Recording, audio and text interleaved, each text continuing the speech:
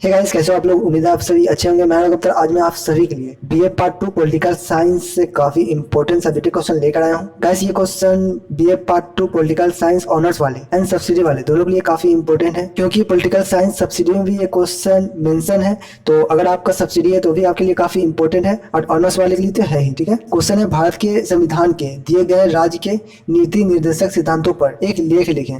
या फिर इस तरह से भी पूछा जा सकता है, भारत में राज्य के नीति निर्देशक तत्वों के मुख्य उपबंधों का परीक्षण कीजिए। या फिर इस तरह से भी क्वेश्चन पूछा जा सकता है कि राज्य के नीति निर्देशक तत्वों के महत्व का वर्णन करें। तो तीनों का आंसर एक ही आएगा। आइए देखते हैं। तो भारतीय संविधान के भाग 4 के अनुच्छेद 36 से 51 तक 16 अनुच्छेद में राज्य के नीति निर्देशक सिद्धांतों की विवेचना की गई है, यानी कि लिखी गई है। किसमें? भारतीय संविधान में भाग 4 अनुच्छेद 36 से 51 में 16 अनुच्छेद लिखी गई है नीति निर्देशक के सिद्धांतों के लिए। ठीक है, इसके द्वारा संविधान निर्माताओं ने कल्याणकारी राज्य की स्थापना करने के लिए अपने उद्देश्य को स्पष्ट किया है। यानी कि इस नीति निर्देशक सिद्धांतों के द्वारा कल्याणकारी राज्यों की स्थापना का उद्देश्य जो है वह स्पष्ट रूप से लिखी गई है, बताई गई है। ठीक है, जेनिंग के अनुसार ये नीति निर्देशक तत्व वास्तव में फेबियन समाजवाद से प्रेरित है, पर इसमें न तो समाजवाद के नाम का उल्लेख है और न ही इसमें उत्पादन के साधनों के राष्ट्रीयकरण किए जाने और न ही वितरण तथा विनिमय की व्यवस्था का ही उल्लेख किया जाता है। यानी कि इसमें न समाजवाद का उल्लेख है, न ही उत्पादन साधनों के राष्ट्रीयकरण का उल्लेख है, और न ही विनिमय तथा व्यवस्था का ही उल्लेख किया गया है। इससे यह स्पष्ट होता है कि संविधान निर्माता किसी प्रकार के वादों के चक्कर में उलझे हुए नहीं थे। वे व्यक्तिवादी और समाजवादी के बीच का रास्ता अपनाकर तथा व्यक्तिवादी पूंजीवादी के दोषों को दूर कर समाजवादी नियंत्रण तथा कल्याणकारी योजनाओं से उत्पन्न लाभों को सभी प्राप्त करना चाहते थे। एम.सी. छामला ने ठीक ही कहा है कि नीति निर्देशक सिद्धांत को लागू कर दीजिए और समाजवाद की स्थापना हो जाएगी। वर्गीकरण: नीति निर्देशक सिद्धांत के 16 अनुच्छेद को अपने उद्देश्यों एवं व्यवस्थाओं के आधार पर वर्गीकरण का प्रयास किया गया है। मोटे तौर पर इन सिद्धांतों को 4 वर्गों में विभाजित किया जा सकता है, जिसमें पहला है आर्थिक सुरक्षा संबंधित तत्व, दूसरा है सामाजिक हित संबंधित तत्व, तीसरा है न्याय, शिक्षा, प्रजातंत्र और प्राचीन स्मारकों की रक्षा से संबंधित तत्व, चौथा है 42वें संशोधन द्वारा जोड़ा गया पर्यावरण संबंधित तत्व, और पांचवा है अंतर्राष्ट्रीय शांति सुरक्षा संबंधित तत्व। वैसे दुर्गा प्रसाद बसु ने नीति निर्देशक तत्वों को निम्नलिखित आधारों पर वर्गीकरण किया है, जिसमें पहला है ऐसा तत्व जो राज्य के उद्देश्य की प्रकृति से संबंधित है, दूसरा है ऐसे तत्व जो राज्य की नीतियों को साकार किया जाता है, तीसरा है ऐसे तत्व जो नागरिकों को अधिकार देता है पर वे न्याय योग्य नहीं है। इसमें पहला है आर्थिक सुरक्षा संबंधित व्यवस्था। इसके अंतर्गत अनेक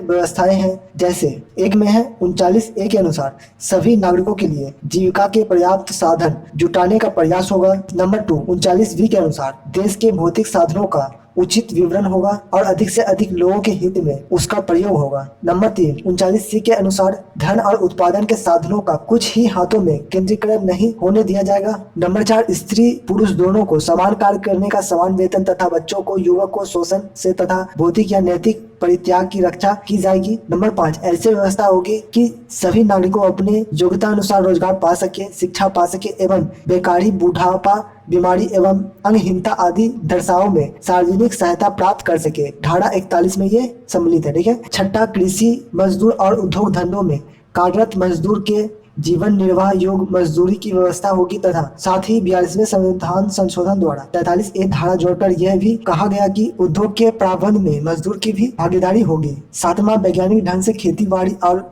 पशुपालन करने की आधुनिक व्यवस्था की जाएगी। कुटीर उद्योग का विकास होगा। 8वां 44वें संशोधन द्वारा एक और तत्व जोड़ा गया है, वह है विभिन्न क्षेत्रों में विभिन्न व्यवसायों में लगे व्यक्तियों के समुदाय के बीच विद्यमान आय, सामाजिक स्तर, सुविधाओं और अवसर संबंधित भेदभाव को भी कम से कम करने का प्रयत्न किया जाएगा। ये सभी व्यवस्थाएं गांधीवादी एवं समाज कल्याणकारी योजनाओं से प्रभावित है। नंबर 2 सामाजिक हित संबंधित तत्व। इसके अंतर्गत भी सामाजिक न्याय की स्थापना करने, लोक स्वास्थ्य में सुधार करने, मादक द्रव्यों पर रोक लगाने आदि व्यवस्थाओं के अतिरिक्त पिछड़े वर्गों विशेषकर अनुसूचित जाति और जनजाति के शैक्षिक तथा आर्थिक विकास का राज्य प्रयास करे। नंबर 3 न्याय, शिक्षा, प्रजातंत्र, प्राचीन स्मारक की रक्षा से संबंधित तत्व है। 44वें संविधान संशोधन द्वारा वह व्यवस्था की गई कि सभी भारतीय नागरिकों के लिए समान सिविल संहिता यूनिफॉर्म सिविल कोड हो। 42वें संविधान द्वारा गरीबों के मुफ्त कानून सहायता देने को कहा गया है। पुनः धारा 45 तथा 49 में शिक्षा एवं संस्कृति के संबंध में निर्देश है कि 14 वर्ष की उम्र तक के बच्चे के लिए अनिवार्य और निःशुल्क शिक्षा व्यवस्था हो और ऐतिहासिक तथा कलात्मक स्थानों तथा राष्ट्रीय महत्व के स्मारकों के रक्षा का भार राज्य पर है। इसी कारण प्रजातंत्र की जड़ को मजबूत करने के उद्देश्य से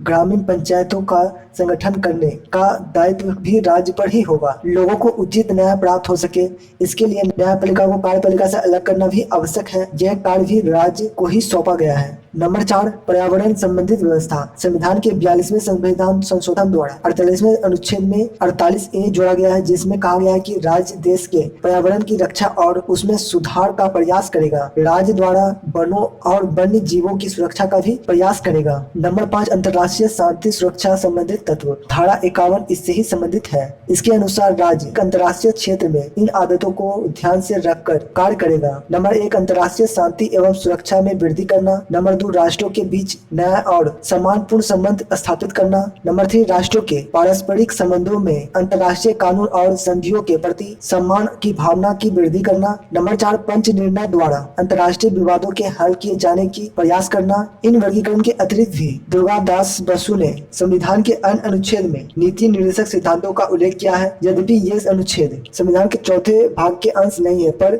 न्यायालय ने इन्हें निर्देशक तत्वों के रूप में ही देखा है। यह है नंबर 1, संविधान की धारा 350A, जिसमें सभी राज्यों से कहा गया कि बच्चे की प्राथमिक स्तर की शिक्षा उनकी मातृभाषा में ही देने की व्यवस्था हो। नंबर 2, धारा 51 में भारत सरकार को हिंदी भाषा के प्रसार की अनुसूचित व्यवस्था करने का भार सौंपा है, जिससे कि पूरे देश में सम्मिलित संस्कृति का विकास में यह माध्यम बन सके। नंबर 3, इसी धारा 355 के अनुसार अनुसूचित जाति एवं जनजाति के प्रशासन में उनकी भागीदारी के लिए उनकी नियुक्ति के दावों पर ध्यान रखें तथा ऐसे करते हुए प्रशासन की कार्यकुशलता भी सुनिश्चित करें। नीति निर्देशक सिद्धांतों का क्रियान्वयन पिछले 44 वर्षों में केंद्र एवं राज्य द्वारा इन सिद्धांतों के आधार पर किए गए कार्यों का सर्वेक्षण करना दुष्कर कार्य है। फिर भी समान रूप से कुछ प्रभावशाली कार्यों का उल्लेख किया जा सकता है, जिसमें पहला आर्थिक क्षेत्र में इस दिशा में अनेक महत्वपूर्ण कदम उठाए गए हैं। इसमें पहला है जमींदारी उन्मूलक तथा भूमि सुधारक कानून द्वारा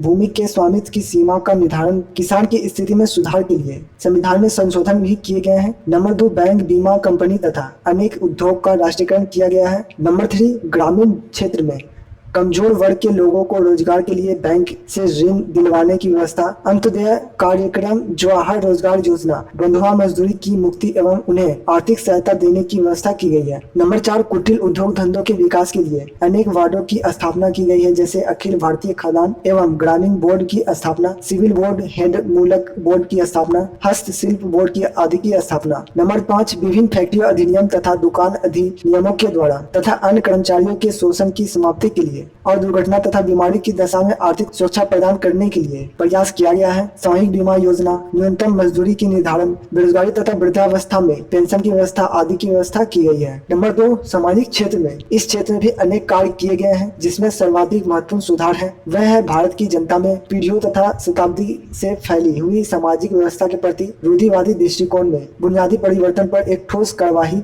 में पिछड़ी वर्गों, विशेषकर अनुसूचित जाति एवं जनजाति के विकास के लिए विशेष ध्यान दिया जाना चाहिए। उन्हें शिक्षा और रोजगार देने तथा लाइसेंस परमिट करने में उदारता दिखाना, प्राथमिक शिक्षा की व्यवस्था, महिलाओं को गर्भ अवस्था में अवकाश देना, समान कार्य के लिए पुरुषों के समान ही वेतन देना, बच्चों के लिए स्वास्थ्यवर्धक भोजन आदि की व्यवस्था करना उल्लेखनीय है। नंबर 3, अन्य क्षेत्र में पंचायती राज की स्थापना की गई, कार्यपालिका से न्यायपालिका को अलग किया जा चुका है, सांस्कृतिक एवं ऐतिहासिक धरोहर की रक्षा की व्यवस्था की जा रही है, अंतर्राष्ट्रीय क्षेत्र में भारत की शांति एवं सुरक्षा की व्यवस्था करने का प्रयास कर रहा है, किंतु इन सिद्धांतों को लागू करने में अभी भी बहुत कुछ करना बाकी है। तो गाइस, आज के इतना ही। उम्मीद आपको वीडियो पसंद आया होगा। पसंद आए तो प्लीज वीडियो को लाइक कर देना